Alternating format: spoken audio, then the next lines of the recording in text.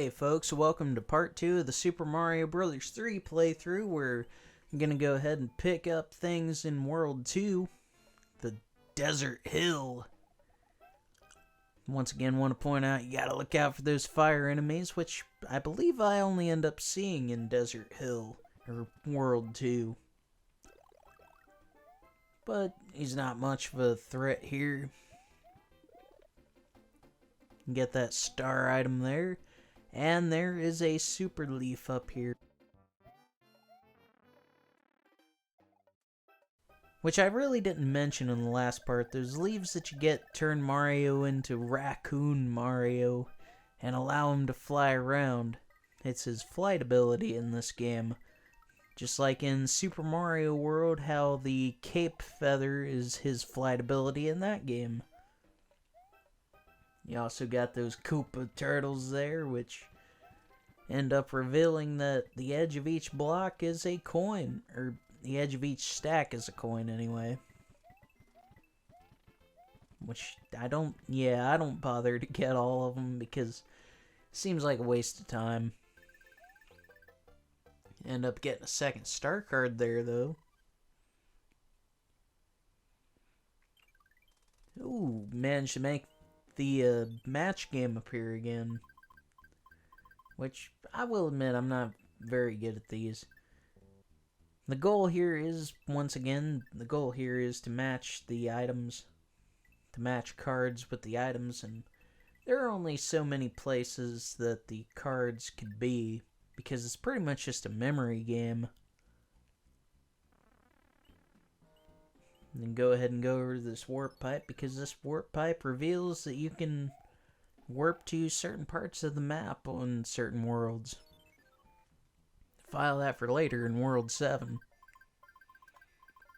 Of course, I go back to this yellow mushroom house, and I end up just getting a basic super mushroom there. Warp back up here and get back to the business. Now, this isn't labeled as a level, but it is another level. This little sand pit. And you see that sunshine over there. I wonder if he's supposed to be like the Raisin Bran son. Is he gonna deliver 2 scoops of raisins? Oh god, no, he's gonna deliver 2 scoops of death. I better look out for him. Although I will point out, yeah, hang on, bonk. Yeah. You can hit the sun with the turtle shell, and he only ends up making one more appearance in this game. Although I can't really take him seriously because in the Super Mario 3 cartoon, in the first episode he shows up and Mario's talking to Luigi and he's like, "I couldn't see you, the sun was in my eyes." And then the sun appears and he's like, "I was not." And then he starts trying to attack them. Which I wanted to point out that I did own that episode on DVD. That was the first episode of Mario 3. And so in 2004 or 2005, somewhere in that area, I ended up with a Super Mario Bros. 3 DVD. And it was the first time I had ever learned that there were cartoons based off of my favorite video game franchises. But in certain General Mills TM cereal, there was a DVD. Sometimes these DVDs, I believe, maybe even all of them, had 1 episode of Super Mario Bros. 3 and 2 episodes of Heathcliff, which was basically just Garfield before Garfield. Or no, the Garfield comic existed before Heathcliff. So maybe Heathcliff was just kind of a ripoff of Garfield? I don't know. Let's just get back to the business here for World 2-5. And this is the first appearance of the Chain Chomps, which were actually based off of a bad experience that Mario creator Shigeru Miyamoto had with a dog as a kid. The dog tried to chase him and was eventually pulled back by the chain. Just a neat little piece of history there. Also, if you manage to get a card with an enemy on screen, you get a coin out of it and a few points. Of course, since I'm Fire Mario, definitely want to go into some of these battles here with Fire Mario because sometimes they can be pretty annoying. Just like me. But they can be pretty annoying sometimes, like the Boomerang Bros here. But if you're Fire Mario, you really don't have to worry about them. Or even if you decide to waste a star on them. This time around, get the music box, and that's the first appearance of the music box. Now, those music box items aren't really... They don't really do much. They just put those Hammer Bros, Boomerang Bros, and that Red Fire Bro to sleep. Of course, I end up showing off all the battles throughout this game. This is actually supposed to be a hidden section where I get the second warp whistle in the game.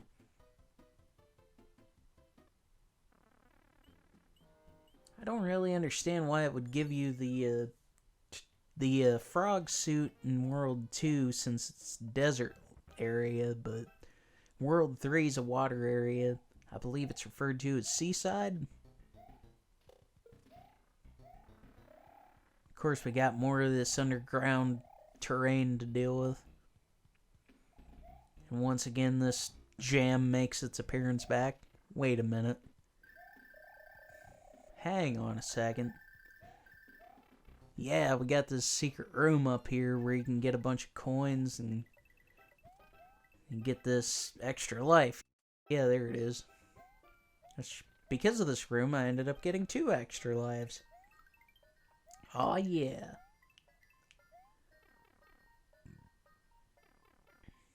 But yeah, just like that sand trap back there with the sun enemy, the pyramid is also another level in World 2. But it is not registered as a specific level like 4 or 5 or so on. Aw, yeah.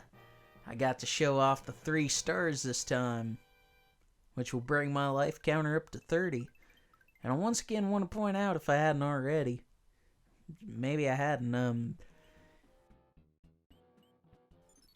it's really easy to rack up lives in this game, but it's also really easy to lose them.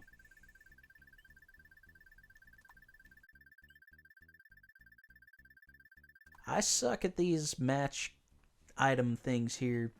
The last couple I did pretty alright at, but I'm just not that great at these, although I try to show all of them off throughout the game. Hey, wait a minute, that's that enemy from Super Mario 2 in World 5. You know, the one where you're climbing up that vine and those things appear? Get on with the second airship, though. See what this airship's got going on.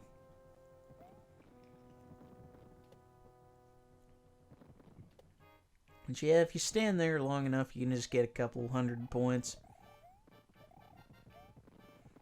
Oh! That didn't go quite as well as I would hope. That doesn't really matter because I'm back to Fire Mario at least. Most of these airships just have fire power-ups.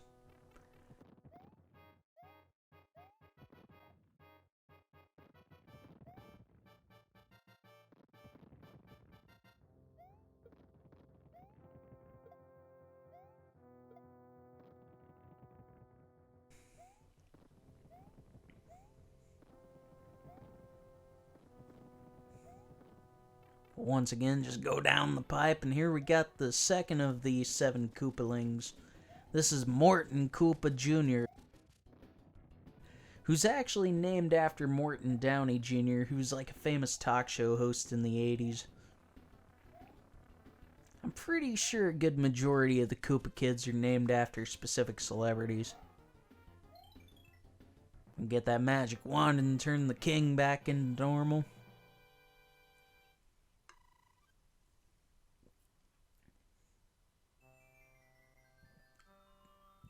Aw, yeah. Whoa. Wasn't expecting that video glitch there. I certainly hope that not the entire playthrough that I recorded is glitchy.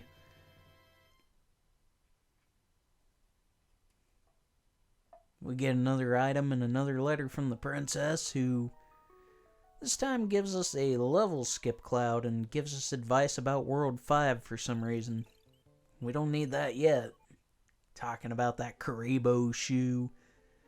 We only see it once. 5-1 spoilers. Go ahead and get that mushroom over there. Now, not all World 3 is about swimming around, but see this seaside here, as it's called. There's plenty of water here, but it's not really so much of an issue. You just swim around. Now, the cool thing about this, though, is unlike in the Sonic games, you don't have to worry about running out of air. There's no bubble thing that you gotta get.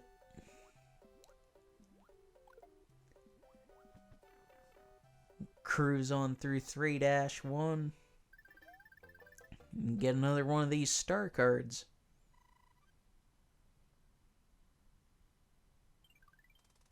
Holy crap, I managed to get one of the hidden ships. So like in World 2, as you'd seen, that hidden blue mushroom house, once again adding to the fact that there are a ton of secrets in Mario 3. And I believe it's Worlds 1, 3, 5, and 6. If there is a Hammer Bro enemy on the map, if you end up beating a level with a number of coins in, say, like a multiple of 11, like 11, 22, 33, and so on, if you manage to end up with that number of coins and you end up with the scoreboard's 10th digit matching that 10th, or that multiple,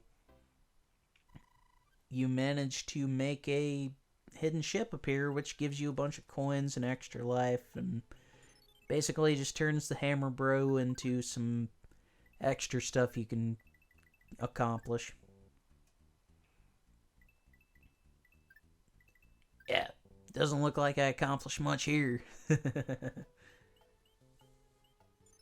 yeah, I didn't think I was actually going to get that airship to appear, because I'm not very good at doing that when I want to, anyway. Whenever I was a kid, I used to think it was just a random thing that you could make appear. Wasn't until recently that I learned that it was a thing you could actually just unlock with specifics.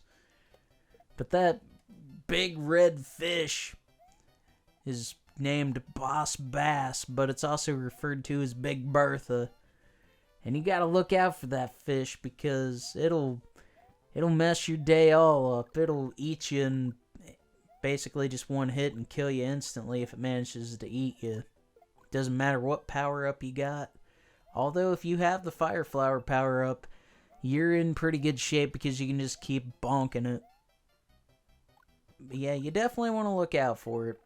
Although I can't take Big Bertha seriously because there was an old song in the 70s. I believe it was called the Bertha Butt Boogie, or it was by that artist. Hey, I got to show off another one of these 5 lives. Aw, yeah. But yeah, there was a song in the 70s called the Bertha Butt Boogie, and it was something like, I think it went like, her name was Bertha. She was one of the Butt Sisters. Her name was Bertha Butt. I don't know. The 70s were a weird time, but apparently that was a pretty big hit back in the day. So I couldn't imagine being a kid and hearing that on the radio without context. We got another boom boom battle here.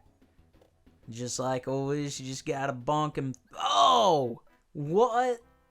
Oh, man. There's that first death. Man, that sucks.